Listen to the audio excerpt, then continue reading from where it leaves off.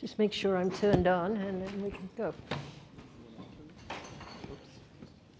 So you might wonder why I'm the after-dinner speaker. Right?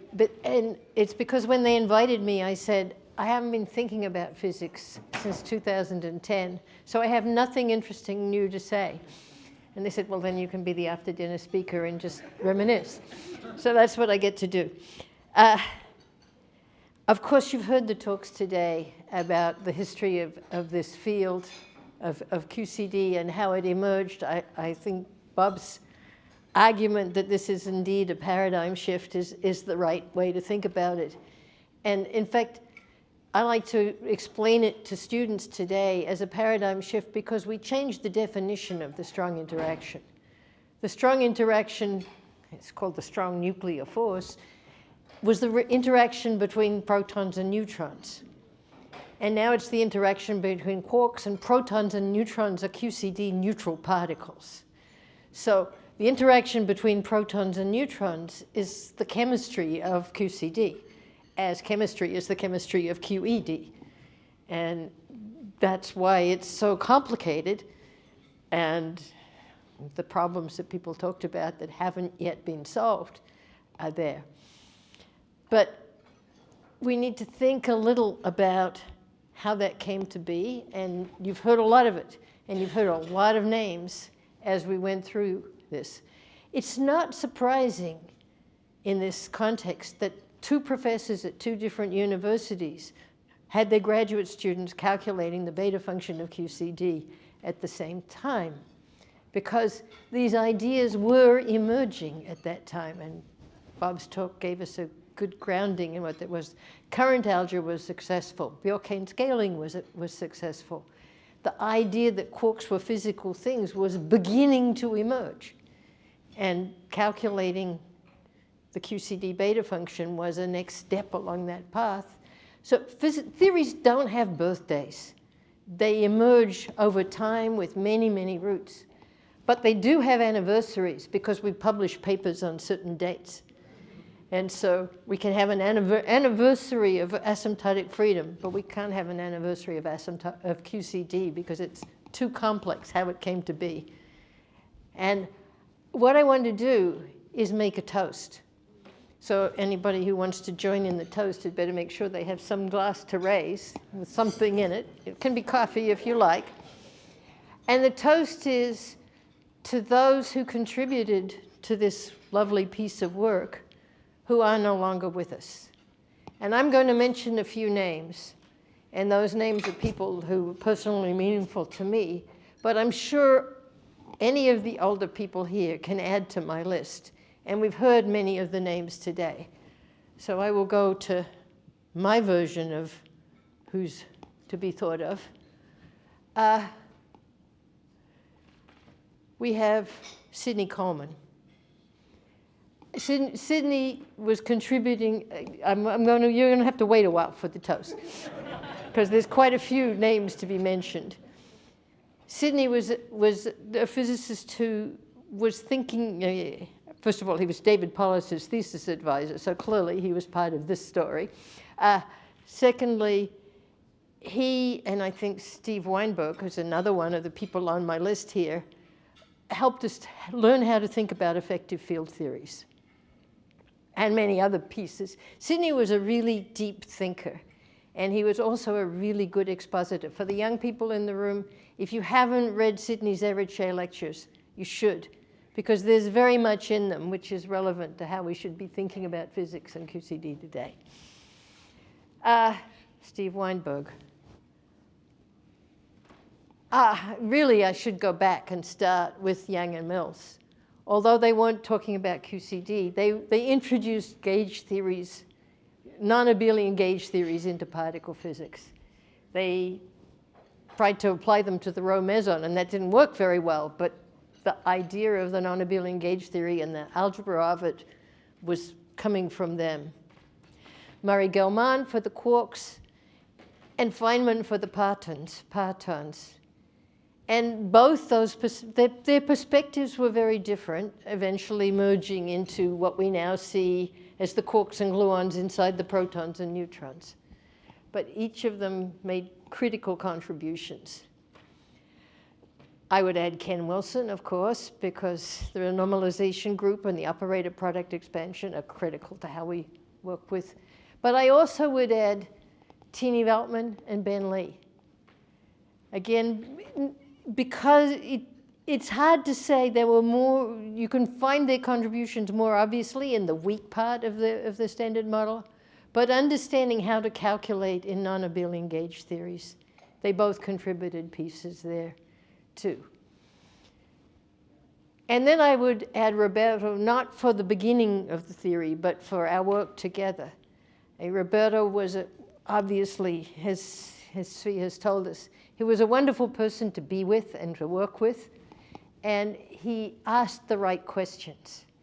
So his work, we started our work together trying to understand instantons, and then it led into the work we did that's well known. But Roberto also, of course, was here at UCLA for many years, and his contributions to this institution are as important as his contributions to physics, both as a member of the physics department, as a leader of the physics department, but then as an administrator going beyond the physics department. He was a very important person in this institution. And it was because of the personality that he had that he did so well at all those different kinds of things. So I want to put him there. So please raise your glasses. I don't have one, so I should grab my water glass from down there if somebody will pass it to me. There we go. Or that. A toast to those who came before us and are no longer able to join us here, and who were so critical to developing the ideas that we enjoy and work with today.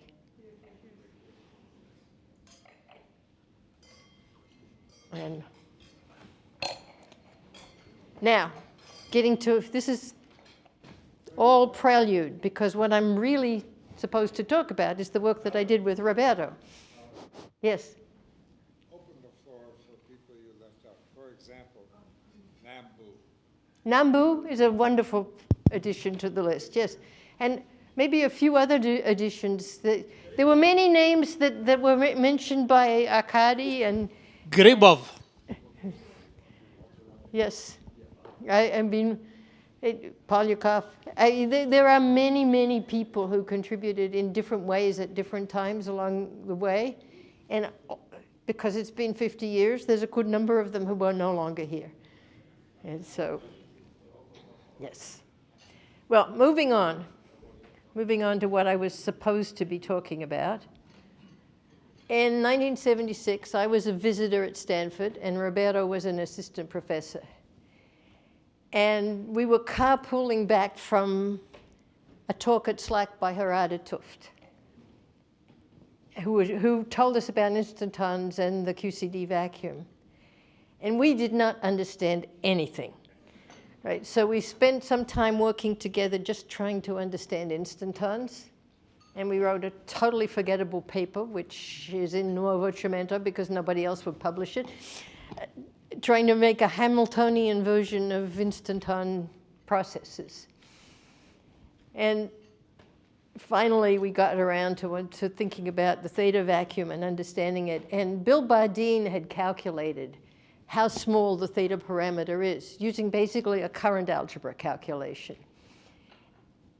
And I think it's the only case I know of where a strong interaction parameter is limited by a precision measurement, right? It's usually the precision measurements are about the weak interaction parameters, and the strong interactions are complicating it. In this case, it's the CP violation, which we know about in the weak interactions, which complicates a strong interaction precision measurement, which is the neutron-electron dipole moment, electric dipole moment. And the question is, why is that theta so small? And so you all know the answer we came up with, or I'm going to assume you do. If you don't, well, then you're not going to get to this. But the theta FF dual term says there can be CP violation in the strong interactions. And up till that time, it was just assumed the strong interactions are automatically CP invariant. And so the question of why it was small hadn't arisen until the standard model put the weak and the strong interactions together in a coherent way. But as we approached this problem, this is going to go back to this, also to a talk this morning. Everybody knew one answer. Set a quark mass to 0, and then you've got a free chiral rotation. And since the physical theta parameter is the QCD theta minus the phase of the quark mass matrix, if you can freely rotate the phase of the quark mass matrix, you can freely make a chiral rotation of a fermion without destroying any other physical parameter and making it like making a mass negative or complex, you can get rid of the theta parameter by making that chiral rotation. We also knew, and this is where things come together from different fields, that at very high temperatures, quarks are massless. So this is our first big mistake, or at least our first in this piece of work. We came to the conclusion that we could just tune the theta parameter away at high temperature, and somehow that would fix the problem. And we tried very hard to convince ourselves that this was true. We even wrote a draft of a paper, and I still wasn't sure that we were sure. And Steve Weinberg was visiting at Stanford. So we went to talk to Steve, and we started to tell him what problem we were thinking about. And we didn't get very far at all before Steve said, I think I need to give you a lecture on how chiral physics works and how you count parameters in a theory by how many coupling constants there are and how many rotations of fields you can make. And so he just gave us the standard lecture, which is in any graduate course today, and which we should have known, and we probably did know. But as he talked, I realized what we'd missed. And so I said to Roberto, we need to talk. And we said, thank you, Steve. That was a very nice lecture. And we left, and we went away. But what he told us was, there was a consequence for rotating the chiral field. It changed the phase of a Yukawa coupling. So even though there wasn't a quark mass, there was a physical consequence. And once you've changed the phase of Yukawa coupling, well, as the universe cools, that phase is going to reappear in the quark mass matrix. And therefore, the quark mass matrix brings back the theta parameter. If I've tuned it away at high temperature, I get it back when the quark mass matrix comes out complex. So, okay, how are we going to fix this? Well, we have to make a theory that when it cools, will automatically fall to a theta equals 0 situation. And by brute force, basically, by playing with the theory, we saw, okay, well, if we add another Higgs doublet, we can fix things up and make this work. And we realized we had a general idea, but we didn't quite know why it was a general idea until I talked to Sidney Coleman and told him about our toy model that made this work. And he said, oh, you mean you added another U1 symmetry? And I said, yes, and that's what we did. There was the whole thing put together. So without Steve Weinberg and Sidney Coleman, we would not have gotten to the right point, I think. But then we were so excited, we made our second big mistake. We wanted to publish this idea, and we knew that our toy model had a light pseudoscalar and that it was too strongly coupled. It would probably be ruled out by experiment. If not already, it was going to be ruled out pretty quickly. So we did not want to get bogged down in phenomenology. And so we wanted to publish our theory, and we put the toy model in there, but we did not discuss its phenomenology at all. What we missed was the fact that we had added a U1 symmetry, not quite a symmetry, it's really a pseudo-symmetry. So there was a pseudo-Goldstone boson, which was, of course, the axion, and we didn't put that in our paper because we were avoiding phenomenology. And then a short time later, I got a phone call from Steve Weinberg. And the conversation went something like this. Steve says, Did you realize there's a pseudo-Goldstone boson in your theory because of your U1 symmetry? And I said, well, obviously you're right, but we didn't notice it. And he said, okay, then I'll publish it. So he wrote his paper, Frank wrote his paper, and the rest is history. So now the 3 papers have to all be quoted together when anybody's talking about axions, because we missed the axion completely in our theory, although we didn't know there was a light pseudoscalar in our particular model. So I think this is the way theories emerge, that we make mistakes, we have half-formed ideas, we publish them when they get to the point where you've got enough to say that it's worth saying. Even with publication of papers, you can't really get the idea whole until you've worked on it for some years afterwards. And I'm just telling this story, the individual story of this. I give a lecture to students called Mistakes on the Way to a Good Idea, with the idea, because I think Bob said the standard way physics theory works is it builds.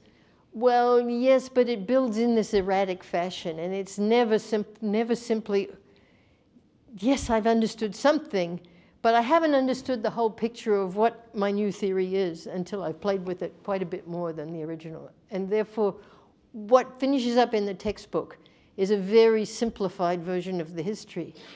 And once you've gone through this paradigm shift, you can't even remember what was confusing you before you had this much better way of looking at the world. And that's the message of my talk today, that theory evolves in complex ways. It certainly progresses, and in physics it progresses in this beautiful cumulative fashion. So we can all build on things. Every theory we work on has roots that go way, way back into the past.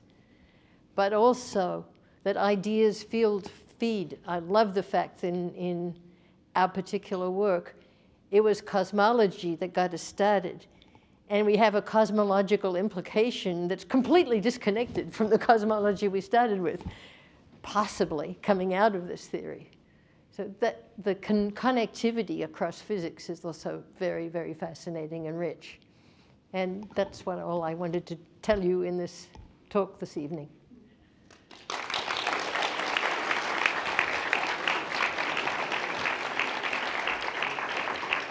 Thank you.